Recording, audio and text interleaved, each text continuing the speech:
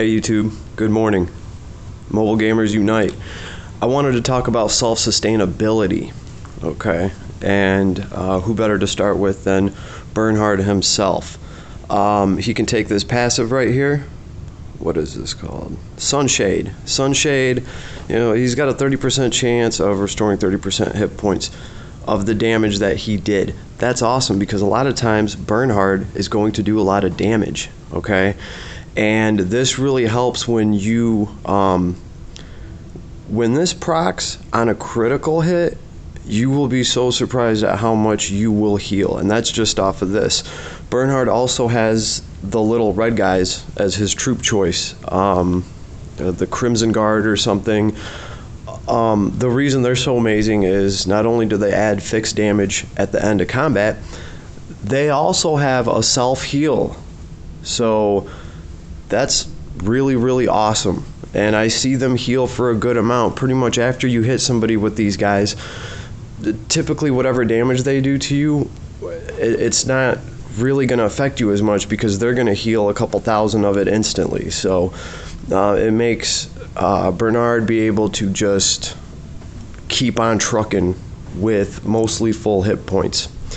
So also there's a skill tree talent where as long as your hit points for your troop for him have 80% health or above, you're going to get damage reduction. And then I think it goes all the way up to like 30%. So with them being able to heal like that, it's really easy to stay at around 80 or above percent. So that's Bernhard. That's why I like to play him.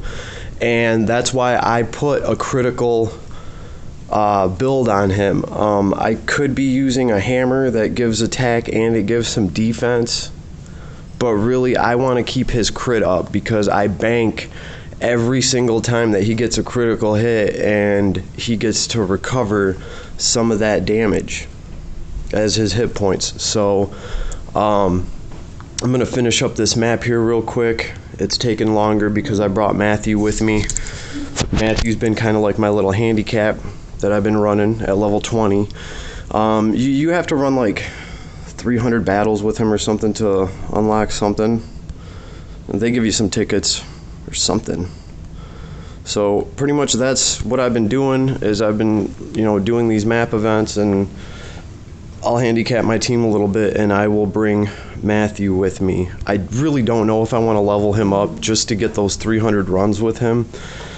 I might just leave him at the level he's at, but we can start ending our round now.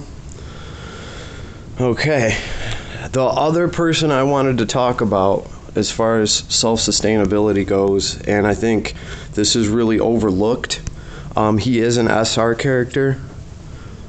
I want to look at him first so I don't butcher his name. Kirazami.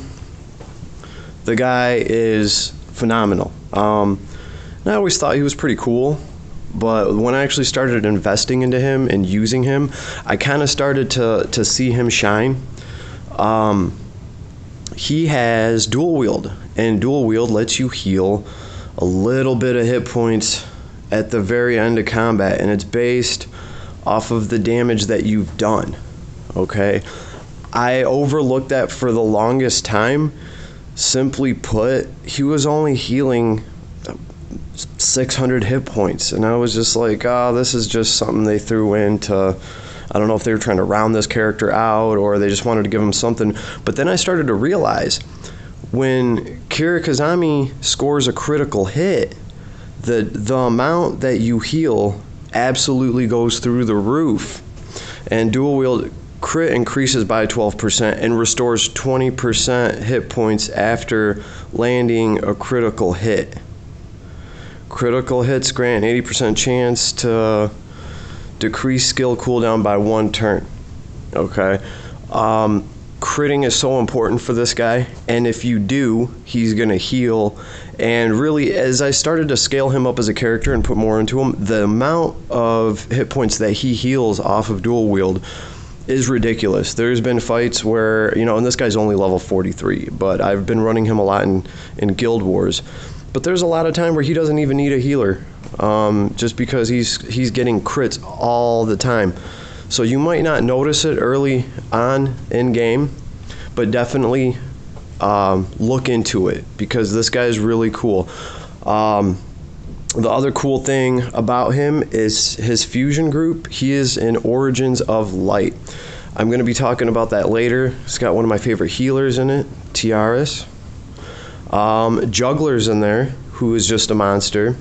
And we have Geralt and Layla, which most people don't like, but most people haven't seen the video I'm going to do on them because realistically, this is not a bad character. Just most people can't afford to build this character. They can't afford to put the rune stones in it and get all the equipment, and they don't want to take the chance because so many people have bad talked this unit. I mean, that's kind of the way I look at it. But we also have Liffany here, who just came out not too long ago. Her sticky bomb game is off the chain, son. I'm leveling her up a little bit more today. I can't wait to see her full potential because there's just a lot there that she can do. And of course, we have Freya, one of the most funnest tanks in the game.